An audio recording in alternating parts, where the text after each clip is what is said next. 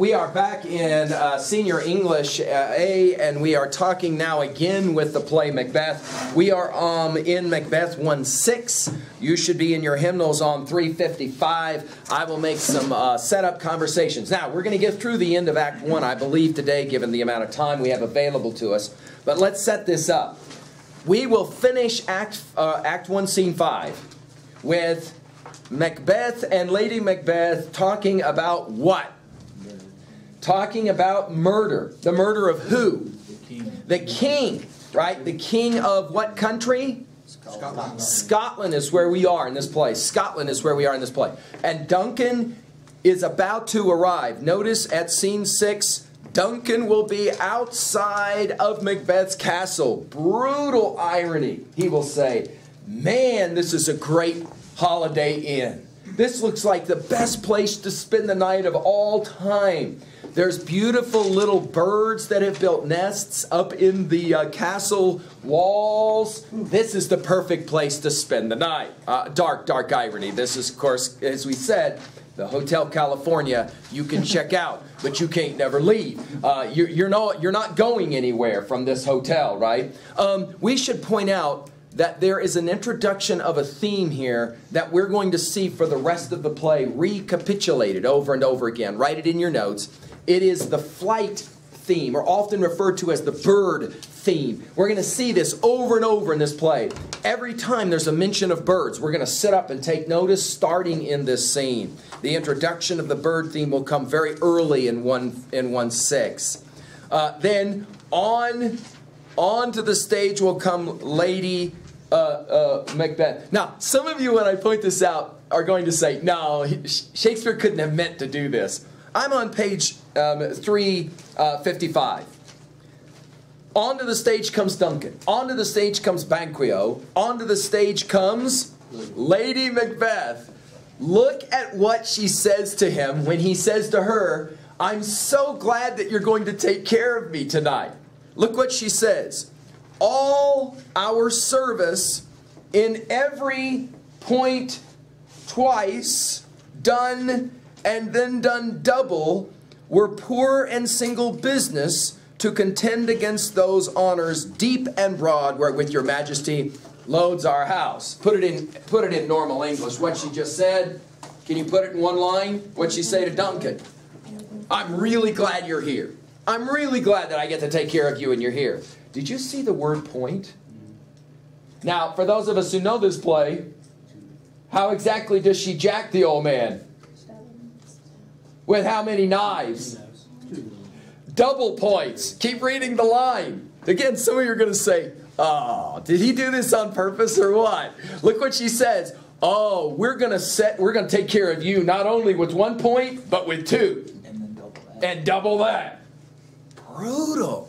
If you know this play, which is why you go back to watch it after you know it, if you know this play, you got to pick up some of the humor, the irony. By the way, when this play was performed last fall, and you sat in the theater, I don't know if you recalled at all, if you could have recalled, that I was there and I laughed at this line. I always laugh at this line. It's darkly ironic, and there's a lot of them like this, where Shakespeare's almost seeming to kind of have a dark fun with this play, like, ha-ha, somebody's about to get seriously jacked with 2 knives. Let's throw in a line where she says, "I'm going to take care of you not with 1 point, but with 2." And then you know, he says, "Oh, thank you so much." Yeah, it's just, yeah, right. It's kind of darkly ironic. Scene 7. I'm gonna let you listen to both of these. That's why I'm kind of setting you up here. Scene 7 begins with Macbeth's first soliloquy. Now, again, what is a soliloquy? One character, remember soul, S-O-L. What is it when more than one character on stage? The aside, excellent, the aside. The soliloquy, no one else on stage except for Macbeth, and he comes out onto the stage, and look at the very first thing he says. "If it were done when 'tis done, 'twere well it were done quickly." Put it in your own words. What's that mean? Right, if we're going to do this thing, we're going to jack this old man, let's get it done fast. Why do you think he says that? He just wants to get it done over with. Right, he doesn't want, it's that whole thing of, all right, we got to do this, so let's just get this old man done. Let's do it. In other words, I got to do this quickly or I'm going to start Thinking. I'm going to start thinking about it, and if I think about it, I might not do it. And then guess what he does? He starts thinking about it, and then guess what happens? He decides, yeah, we're not going to do this. Onto the stage comes Lady Macbeth. And he says to Lady Macbeth, yeah, we're not going to do this. I mean, come on, this is a bad idea in every way. First of all, I'm related to the cat. In distant relations. Second of all, he's given me an award, the Thane of Cawdor. Third, dude, he's in my house. I'm supposed to protect the people who come in my house. Not to mention the fact he's the King of Scotland. You're not supposed to jack the king. Lady Macbeth will then give one of the most remarkable arguments.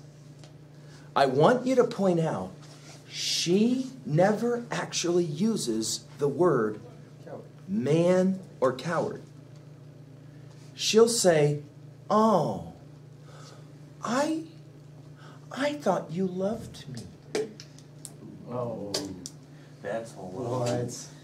You said you were going to do something for me, and now you're saying you're not going to do something for me.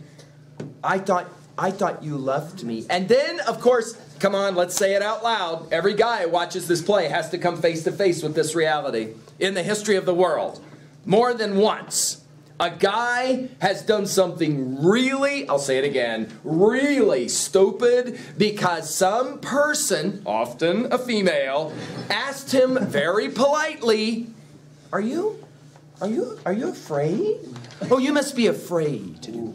And all of a sudden, there's some idiot sitting behind a truck driving 70 miles across the Badlands with his lights off because somebody said, you can't do that. You're afraid to do it. Dude, I'm not afraid. I'll do it.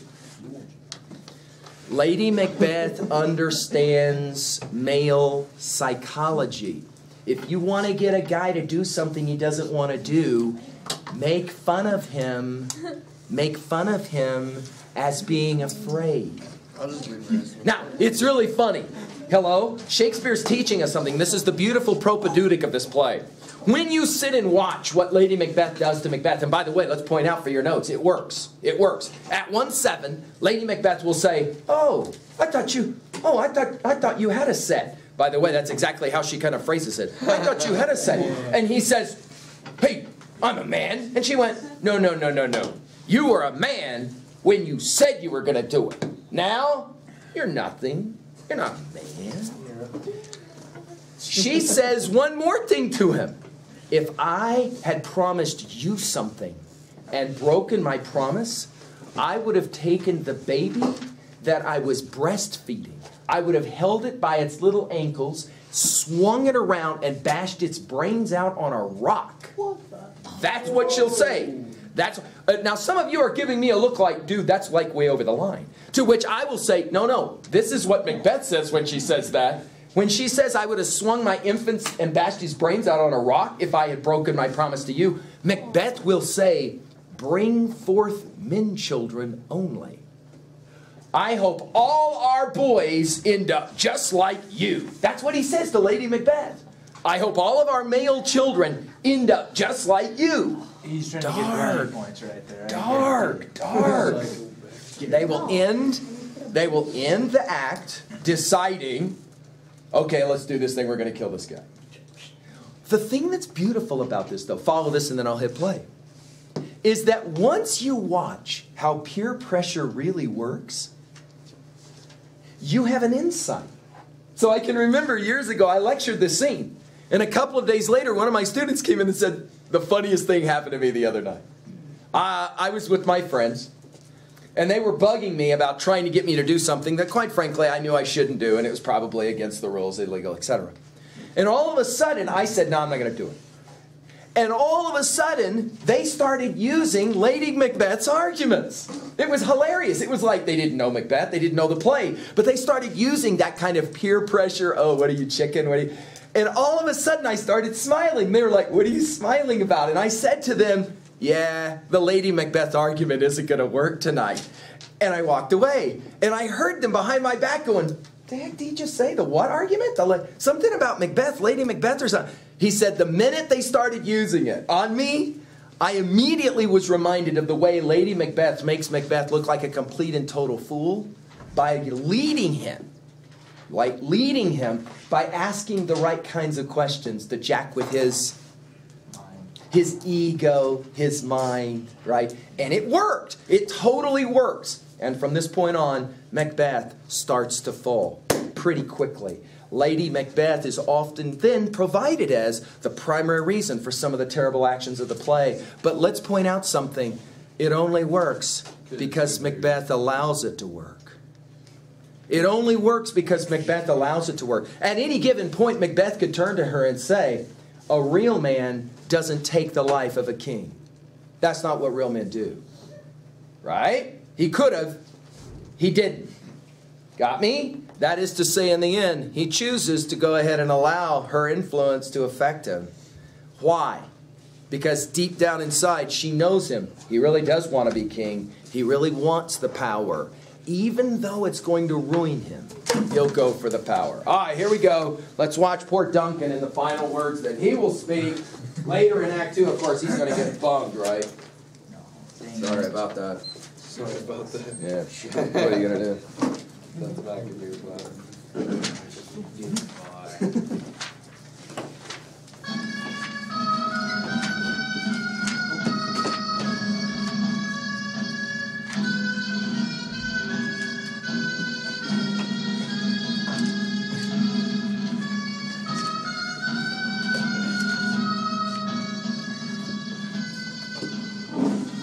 This castle hath a pleasant seat.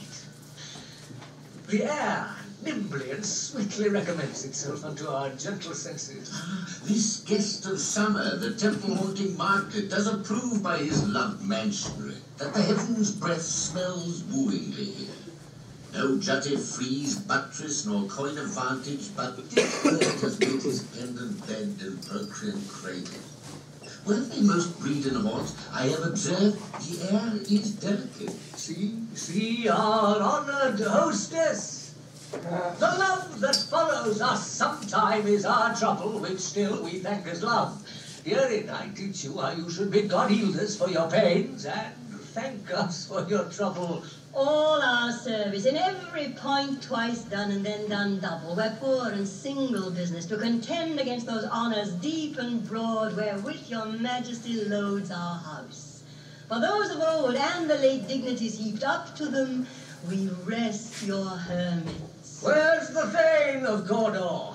We coursed him at the heels and had a purpose to be his purveyor, but he rides well, and his grey glove sharp as his spur, and hope him to his home before us. Fair and noble hostess, we are your guest tonight. Your servants ever have theirs, themselves, and what is theirs in compt, to make their audit at your highness' pleasure, still to return your own. Give me your hand, conduct me to mine host. We love him highly, and shall continue our graces towards him. By your leave, hostess.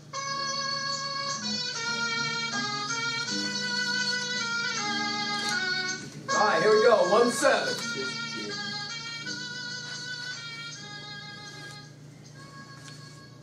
If it were done when 'tis done, then 'twere well it were done quickly. If the assassination could trammel up the consequence, and catch with his surcease success, that but this blow might be the be-all and the end-all here, but here, upon this bank and shore of time, we jump the life to come. But in these cases we still have judgment here, that we but teach bloody instructions, which being taught return to plague the inventor. This even-handed justice commends the ingredients of our poisoned chalice to our own lips. He's here in double trust. First as I'm his kinsman and his subject, strong both against the deed. Then as his host, who should against his murderer shut the door, not bear the knife myself. Besides, this Duncan hath borne his faculties so meek, hath been so clear in his great office, that his virtues will plead like angels, trumpet-tongued against the deep damnation of his taking off, and pity, like a naked newborn babe striding the blast, or heaven's cherubim horsed upon the sightless couriers of the air, shall blow the horrid deed in every eye, the tears shall drown the wind. no spur to prick the sides of my intent, but only vaulting ambition, which o'erleaps itself and falls on the other. How now? What news? He hath almost supped. Why have you left the chamber? Hath he asked for me? No, you're not, he has. We will proceed no further in this business. He hath honoured me of late, and I have bought golden opinions from all sorts of people, which would be worn now in their newest gloss, not cast aside so soon. Was the hope drunk wherein you dressed yourself? Uh-oh. Had it slept since? And wakes it now to look so green and pale at what it did so freely? From this time such I account thy love. Art thou afeard to be the same in thine own act and valour as thou art in desire? Wouldst thou have that which thou esteem'st the ornament of life, and live a coward in thine own esteem, letting I dare not wait upon I would, like the poor cat of the adage? Prithee, peace. I dare do all that may become a man. Who dares do more is none. What beast was then that made you break this enterprise to me? When you durst do it, then you were a man, and to be more than what you were, you'd be so much more than man. Nor time nor place did they hear, and yet you would make both. They have made themselves, and that their fitness now doth unmake you. I have given suck, and know how tender it is to love the babe that milks me. I would, while it was smiling in my face, have plucked my nipple from his boneless gums and dashed the brains out, had I so sworn as you have done to this. If we should fail. We fail? But screw your courage to the sticking place, and we'll not fail. When Duncan is asleep, whereto the rather should his hard day's journey soundly invite him, his two chamberlains will I with wine and wassail so convince that memory, the water of the brain, shall be a fume, and the receipt of reason a limbeck only. When in swinish sleep their drenched natures lie as in a death, what cannot you and I perform upon the unguarded Duncan? What not put upon his spongy officers, who shall bear the guilt of our great quell? Bring forth men, children only. For thy undaunted mettle should compose nothing but males.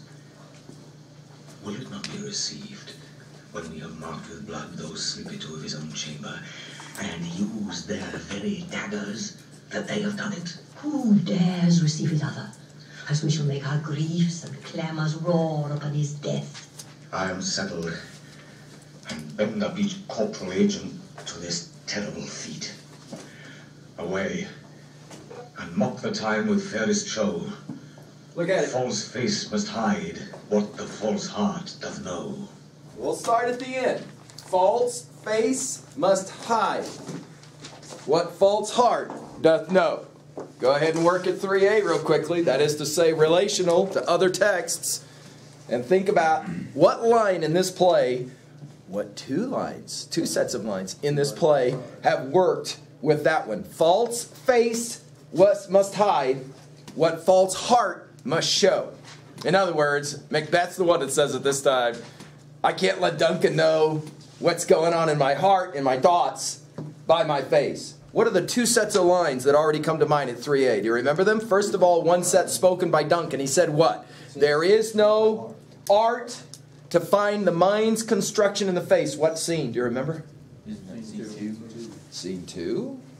It's scene 2. Scene 1, fair is foul and foul is fair. Scene 2, Duncan is told about Macbeth's great victory. Scene 3, we meet Macbeth and the prophecies are given to him as well as to Duncan. Scene 4, Duncan is told about the killing of the execution of the Thane of Cawdor, and he says, I totally trusted the cat. He was a man in whom I put complete trust. There is no art to find the mind's construction in the face. You cannot tell what people are thinking by looking at their face. How many freshmen in college go to the party and then, no, come on, this is what we're supposed to do. No, this will be great. Come on. Right? And the student will go and then later will report to the officer or whatever. I thought, well, he was hot. He was like really good looking, and so I just I thought it was going to be fun, and so There is no art to find the mind's construction. You don't know what people are really like by the way they look. Well, he looks really honest. Really. See how that works? Shakespeare, really. Okay? There's a second line. It's spoken by Lady Macbeth, and she said what? Look like the innocent flower, but be the serpent under it. It's a powerful word picture, and it's going to come back because snakes kill with how many fangs? 2 points. Right? And now here we are at the end of Act 1, and Macbeth will say it himself. False face must hide what's in the heart. False heart. Right? Now let's talk real quickly about how Lady Macbeth convinces her man this is what we got to do. Did you notice that? Go back and take a look at it again. Lady Macbeth. She's pretty amazing. She comes on stage. She's mad at him. So, one of my students once said she wears the pants in the family. And, you know, you get a sense of that. Notice she walks in and she says, where have you been? The king. He's almost up. And Macbeth says, has he asked for me? No, you're in his house. Duh, right? No, you're not. He has. What's wrong with you? She's like this to him.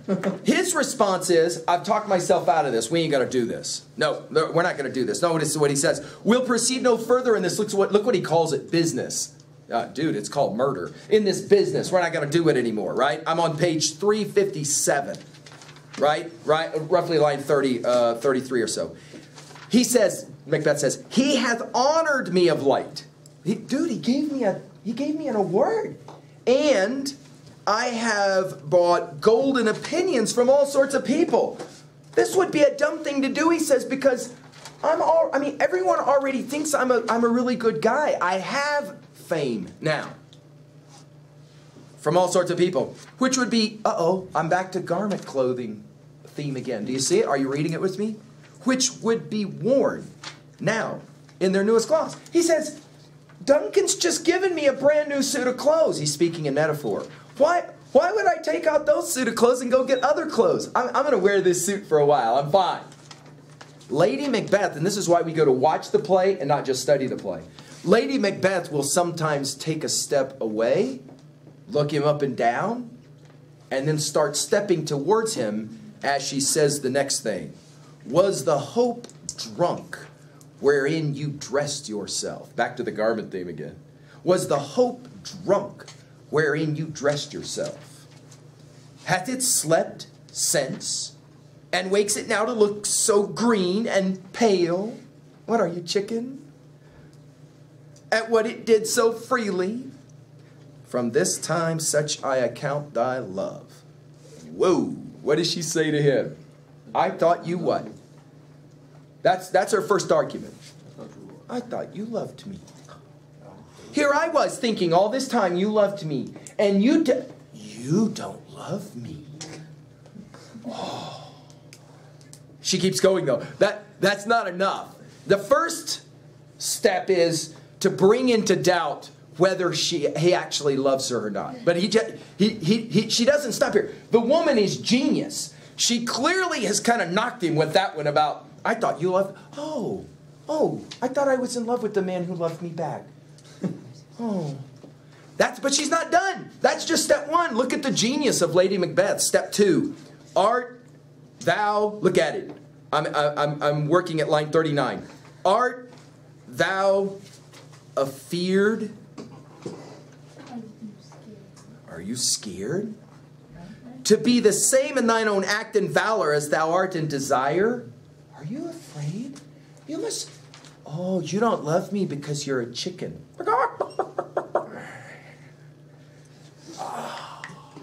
Now again, we go to the play to watch Macbeth's face as she says this. Because his face as she says this is the face of most guys when they get thrown down like this. Makes them mad, but it works. Notice she keeps going. Wouldst thou have that which thou esteemest the ornament of life and live a coward? She uses the word. In thine own esteem? She doesn't say, I'm calling you a coward. She's saying, you're going to call yourself a coward in your own esteem. Oh, she says, I'm so sad for you. Because someday you're going to say you're a total coward. because you're unwilling to do what you know you have to do. She says, letting I dare not, wait upon I would, like the poor cat in the adage. You're just too afraid. There is as well, let's put it in our notes. Not only does she call into question his fidelity and love, not only does she call into question whether he's afraid or not, she seems with this cat in the adage line to also call into question his intelligence. You're probably just not smart enough to do it, huh? That's probably why you're not going to pull this off, right? Notice Macbeth will use the M word, not Lady Macbeth. She's smart enough to lead him there. Then she stands back and lets him say it himself. Look at what he says. Prithee, peace. Let's point out, it's pretty amazing how this is a play where you get to watch a man lose his peace of mind. Later in the play, in third act, Macbeth will use this word picture. Are you ready for this? He says, I feel like somebody cut off the top of my head, opened up my skull, put a bunch of scorpions on my brain, and then put the top of my skull back on and sewed it up so that the scorpions can't get out. What a powerful word picture. He says, my mind is filled with scorpions, stinging. No peace anymore. He will use the word peace here, and the moment he uses it, all of his peace will go away. He'll never have it back again from this point on. But look what he says next. I dare do all. I'm at the top of 358. I dare do all that may become a man. Who dares do more is none. I'm more of a man than any other man. Well, no, wait a minute. We know that's true. We already heard it said in 1:2. When Duncan asked about the battle, and the soldier said, dude, I can't even begin to tell you what I just saw. There were like all these bad guys. And Macbeth stood in the middle of the battlefield and said, yeah, bring it on. I'm here. Let's dance. And he slaughtered all of them. We know what kind of fighter guy this guy is. We know what kind of man he is. And yet notice, this is convincing information for young men. Even a man who has proved himself, this argument works. Oh, I thought you were a man. Oh, well, I guess I better go find myself a real man. You know, somebody that can really take care of it. There's the door. And there's... Get out. Fascinating. Why doesn't Macbeth say, there's the door? Why does it work? Why does it work? Of course, we don't have to answer that question. It's rhetorical in nature, right? It's called Girls Are Smarter Than Guys. What? I don't know about that. Whoa. Wait a minute. Wait a minute. I told you we'd have a fight, Miss Keller. I told you. I didn't make it up. It's Shakespeare who made it up. Wait a minute. Lady Macbeth is using a tried and true approach in argument. Let's call it what it is. In persuasion, we call this rhetoric. R-H-E-T-O-R-I-C. Rhetoric. Okay? Rhetoric. Not so much what you say, but how you say it. This woman is genius. Oh. Notice she doesn't get like really mad. Her voice is really calm. Oh. He goes, we're not going to do this thing. Oh. That's okay. I thought you loved me. And besides that, I thought you were like a real guy. Dude, if you're afraid to do this, you probably aren't smart enough to pull it off anyway. And he comes back and says, I'm a man. He takes the bait. I'm a man. Look at what she says. What? No, notice she doesn't say you're not a man. She doesn't say that. Look what she says. What beast was it then that made you break this enterprise to me? Why did you ever mention it? If you weren't going to do it, why did you mention it? If you knew you weren't going to do this, why'd you bring it up? She's the one that wanted to do it. Why'd you bring... Ooh. See, here we go. See, here we go. We're back to this thing about intelligence. She's able to work him mentally. What beast was it that allowed you to bring it up? Keep going. When you durst do it, then you were a man. Oh, there's the argument. Oh, you want to be a man? That's simple. Do what you said you were going to do. Kill the old man, then you're a man. Then I got my man back. Again, Lang says, there's the door. That's not what he says. This works. Are you ready for this? Yes, ma'am. This works because in the history of the world, this works. Dude, right now, guys and girls in this room, and here's the thing, this is not just a gender-based argument, right? There are a number of girls who can say, somebody has convinced me in the same way. We have a line for this. We call it peer pressure, don't we? Notice what Shakespeare does, though. He shows you. He opens the lid off of the chest. He shows you this is how peer pressure works. People who are really good at it know how to get inside your head, not by going directly at it, but by going around. Macbeth's not, he's stunned by all of this. You are a man when you do it. That means if you do it, you are a man. Keep going. She's not done yet. Not done yet. Keep going. Nor time, nor place did then inhere, and yet you would make both. You have made themselves, and that their fitness now does unmake you. You were a man, and now you're nothing. That's weird. By the way, this unmake you even has a double entente, a double meaning that is actually sexual in nature. It is almost as if she says, you used to have a set and now you're like emasculated. It's like you don't have a set anymore. That's this unmake you line. And the groundlings, by the way, the groundlings of Shakespeare's day, they knew immediately what Lady Macbeth is doing here. This is genius. Lady Macbeth is working. She is taking Macbeth apart, right? Psychologically. Taking him apart. Notice he hasn't said anything other than, I'm a man. I'm as much a man as anybody. That's all he said. And she just undresses his psyche. Keep going. She's not done yet. I've given suck. Now, when you hear that line, you immediately think sexual, of course. And Shakespeare wants you to think sexual. The groundlings are like, yeah. But wait, that's not where she's going. This is Shakespeare playing head games now. Watch this. Hello? This is Shakespeare playing head games with his audience. I have given suck and know how tender 'tis to love the babe that milks me. Earlier in the play, when she stepped to the front of the stage and unsex me here line, lots of actresses will actually do one of these, where they will say, because if you go back and look at the lines, it's deeply sexual. She will, in fact, invite the powers of evil to come and to nurse off of her breast. That's the language she uses. It's deeply sexual. Here she will say, I have nursed a baby. By the way, later in the play, we're going to find out this isn't true. Macbeth has never had a child.